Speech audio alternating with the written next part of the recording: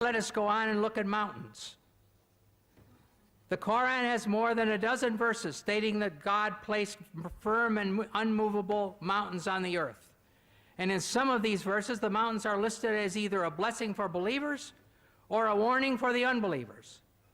One example of this is found in the Surah Luqman, 31:10-11, where the mountains are one of 5 warnings.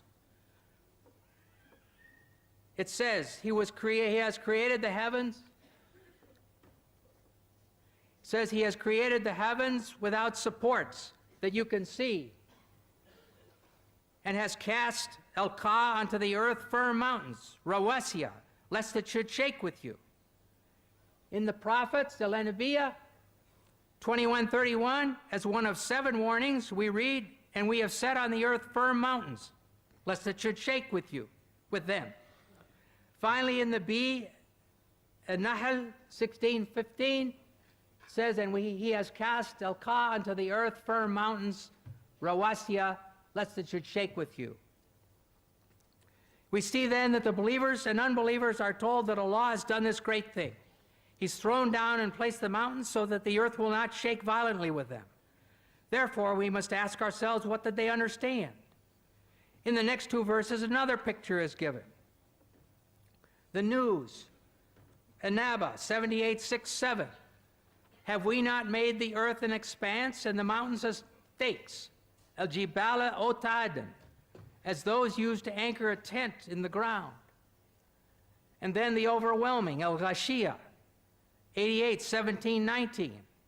Do they, the unbelievers, not look at the mountains, al-jibal, how they've been pitched like a tent? Here men are told that the mountains are placed as tent pegs.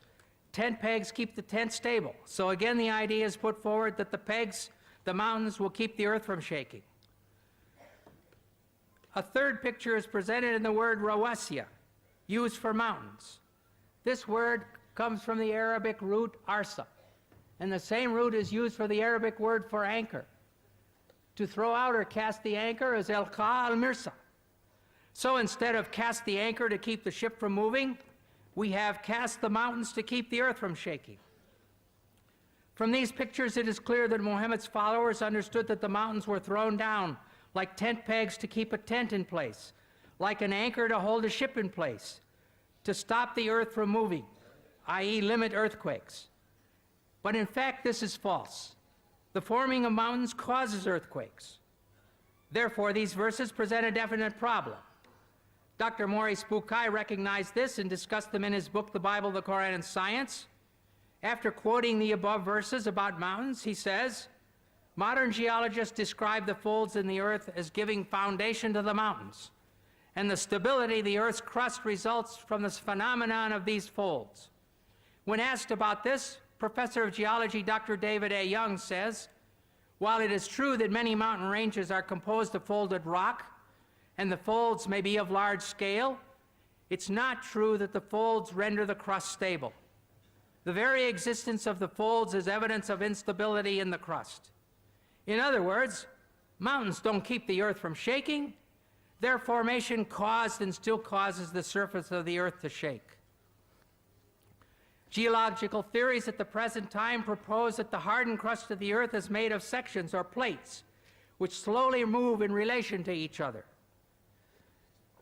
Sometimes the plates separate, like North and South America separating from Europe and Asia, and Europe and South Africa. And sometimes they go together, and they slide next to each other, and they bump into each other. And then they cause earthquakes. An example this time of mountain formation is found in the Middle East, where the migration of Arabia toward Iran has resulted in the Zagros Range in Iran. In many parts of the world, as one travels along the roads, one sees a hillside where the sandstone layers, which were horizontal when they were deposited, are now sticking up at angles. And so here you can see these sandstone layers, which were horizontal in the beginning, now they're sticking up at 75 degrees, where they were pushed up there by an earthquake, by the mountains being formed. Sometimes the plates get caught on each other and stop sliding. During this period, great forces are built up, When the forces of friction are overcome, the piece of plate that was stuck lurches forward, causing the shock wave of a thrust quake. And all of a sudden it goes thunk like this. In a recent earthquake, it was calculated that the Cocos Plate in Mexico suddenly jumped forward 3 meters. Well, if your house suddenly jumped 3 meters, it would be a catastrophe. Another type of mountain is that formed by volcanoes.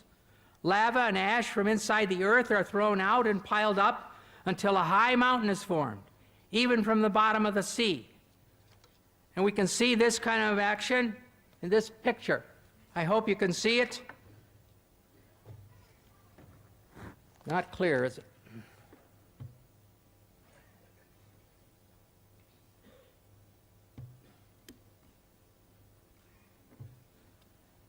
The ocean crust is right here, and the continental crust is there, and the oceanic crust is going down under the continental crust, and mountains have been formed here.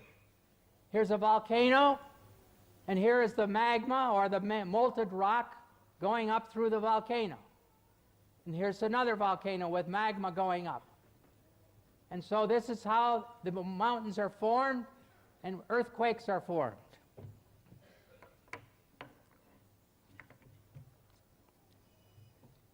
In the case of some igneous mountains, molten rock intrudes into the throat of a volcano's opening and cools, form a relatively dense intrusion, which extends below the surface of the earth. So if this got stuck and sealed, then it would be like a plug.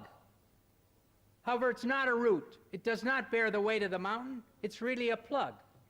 Therefore, on occasion, pressure builds up under the plug, and the volcano explodes, as happened in the South Pacific at Krakatoa in 1883, when the whole island was blown away. And it happened in Mount St. Helena in our days, when the mountain was blown away. We can conclude from this information that mountains were formed originally with movement and shaking, and that now, in the present, earthquakes are caused by their continued formation. When the plates buckle over each other, there are earthquakes. When the volcanoes erupt, there can be earthquakes. However, it is clear that the followers of Muhammad were understanding these verses to say that Allah threw the mountains down as tent pegs or anchors to keep the earth from shaking. Throwing the mountains down into the earth may be poetry, but to say that mountains keep the earth from shaking is a severe difficulty, which is out of step with modern science. In the field of geology we have come to know today, the geologists tell us that the radius of the earth is approximately 3,750 miles. And the deeper layers, they are hot and fluid and cannot sustain life. And the superficial part of the earth's crust which we live on, it is very thin, hardly 1 to 30 miles. Some portions are thicker, but majority 1 to 30 miles. And there are high possibility that this superficial layer, the earth's crust, it will shake. It is due to the folding phenomena which gives rise to mountain ranges, which gives stability to this earth. Quran says in Surah Nabah, chapter number 78, verse number 6 and 7, we have made the earth as an expanse, والجبال أوتادا, and the mountains as stakes. The Quran doesn't say mountains were thrown up as stakes, mountains as stakes. Arabic word autad means stakes, meaning tent peg. And today we have come to know, in the study of modern geology, that mountain has got deep roots. This was known in the second half of the 19th century. And the superficial part that we see of the mountain is a very small percentage. The deeper part is within. Exactly like a stake, how it is driven in the ground. You can only see a small part on top, the majority is down in the ground. Or like a tip of the iceberg, you can see the tip on the top, and about 90% is beneath water. The Quran says in Surah Ghashiyah, chapter 88, verse number 19, and Surah Naziyat, chapter number 79, verse number 32, وَالْجِبَالَ أَرْسَاهَا, and we have made the mountain standing firm on the earth. Made the mountain standing firm on the earth. Today, after modern geology has advanced, and Dr. Wiliam Campbell said that, by the theory of plate tectonics, it was propounded in 1960, which gives rise to mountain ranges, the geologists today do say that the mountains give stability to the earth. Not all geologists, but many do say. I have not come across a single geological book, and I challenge Dr. Wiliam Campbell to produce a single geological book, not his personal correspondence with the geologist. That doesn't carry weight. His personal correspondence with Dr. Keith Moore, documented proof. And if you read the book, The Earth, which is referred by almost all the universities in the field of geology, one of its authors by the name of Dr. Frank Press, who was the advisor to the former president of USA, Jimmy Carter, and was the president of the Academy of Sciences of USA, he writes in his book that the mountains are wedge-shaped, it has deep roots within, and he says that the function of the mountain is to stabilize the earth. And the Quran says in Surah Anbiya, chapter number 21, verse number 31, in Surah Luqman, chapter 31, verse number 10, as well as in Surah Nahl, chapter number 16, verse number 15, that we have made the mountain standing firm on the earth, lest it would shake with them and with you. The function of the mountain in the Quran is given to prevent the earth from shaking. Nowhere does the Quran say that the mountain prevents the earthquake. And Dr. Wiliam Campbell said, he writes in his book and even in the talk, that you find in the mountainous regions there are various earthquakes, and mountains cause earthquake. Point to be noted, nowhere does the Quran say that mountains prevents earthquake. The Arabic word for earthquake, as Dr. Wiliam Campbell knows Arabic, is zilzal or zalzala. But the words used in these three verses I quoted, it is tamida. Tamida means to shake, to sway, to swing. And Quran says in Surah Luqman, chapter 31, verse number 10, as well as Surah Nahl, chapter number 16, verse 15, we have put on the earth mountain standing firm, lest it would shake with you. It is tamida bikum, shake with you, indicating if the mountains were not there, if you would have walked, if you would have moved, even the earth would have moved with you. If you would have swayed, even the earth would have swayed with you. And we know normally when we walk on the earth doesn't shake. And the reason for this is, according to Dr. Frank Press and Dr. Najjar, who's from Saudi Arabia, and he wrote a full book on geological concepts in the Quran, answering almost everything what Dr. Wiliam Campbell has said in detail. And Dr. Wiliam Campbell, in his book, he writes that if mountains prevent the shaking of the earth, then how come you find earthquake in the mountainous regions? I said, nowhere does the Quran say mountain prevents earthquake. Earthquake is zilzal. And if you see the definition in the Oxford Dictionary, it says, earthquake is due to conversion of the superficial crust of the earth due to release of compressed seismic waves due to crack in the rock or due to volcanic reaction. The Quran speaks about zalzala in Surah Zalzal, chapter 99, but here it speaks about tamida bikum, to prevent the earth from shaking with you.